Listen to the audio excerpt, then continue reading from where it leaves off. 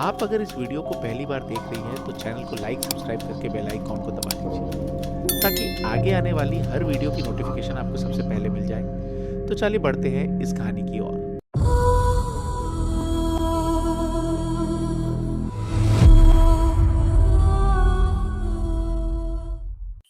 तो ये कहानी है राजस्थान के एक छोटे से गांव भैरूगढ़ की। वहां पर एक किंवदंती थी कि रात को अगर किसी अकेली स्त्री की आवाज सुनो तो उसे पलटकर मत देखना, वह वह हो सकती है। गांव वाले इस स्त्री का नाम नहीं लेते थे, बस उसे कहते थे छाया। कहते हैं हर अमावस की रात को वो गांव के बाहर स्थित बंजर कुएं के पास दिखाई देती है। सफेद साड़ी, बिखरे बाल और खून से सनी आंखें। आज भी जो कोई उसकी ओर देखे वो फिर कभी सामान्य नहीं रहता। शहर से पत्रकारिता की पढ़ाई करने वाली लड़का आर्या गांव की इन मान्यताओं को अंधविश्वास मानती थी। जब उसकी छुट्टियां आईं तो वह अपने नानी की गांव भैरूगढ़ पहुंची और अपनी नानी से पूछा, नानी, ये छाया वाली कहानी कितनी बचकानी है ना? नानी कांपती आवाज में बोली, बच्ची मजाक मत बना, हमने अपनी आंखों से देखा है उसे। 25 साल पहले मेरी बहन आरती उसी कुएं के पास गई थी और फिर वो कभी वैसी नहीं रही। हर रात नींद में चीखती, दीवारें खरोंचती और एक दिन कुएं में कूद गई।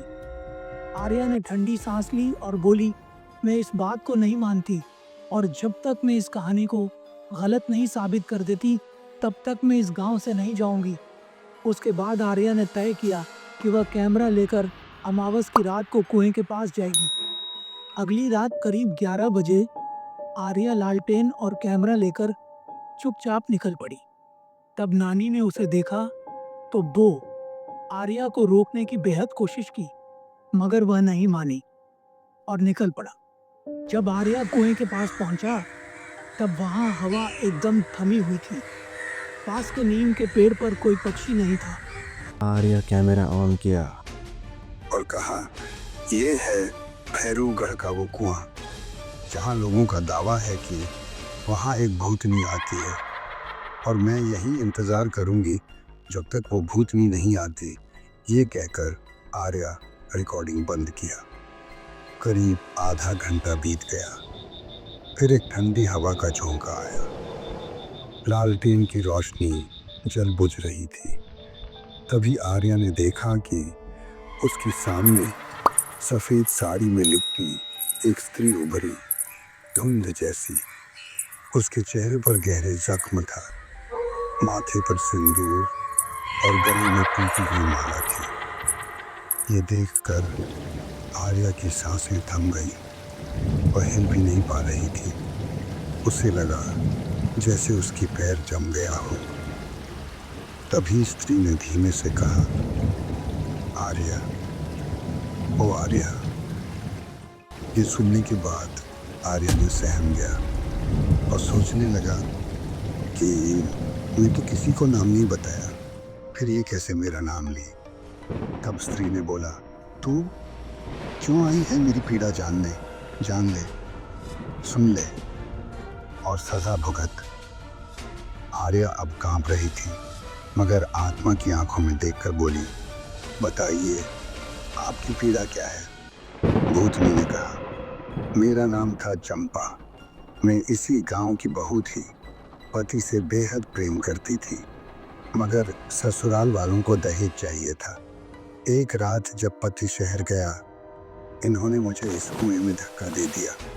मैं चीखती चिल्लाई रही पर मुझे कोई नहीं बचाने आया। तब से मेरी आत्मा यहाँ फंस गई।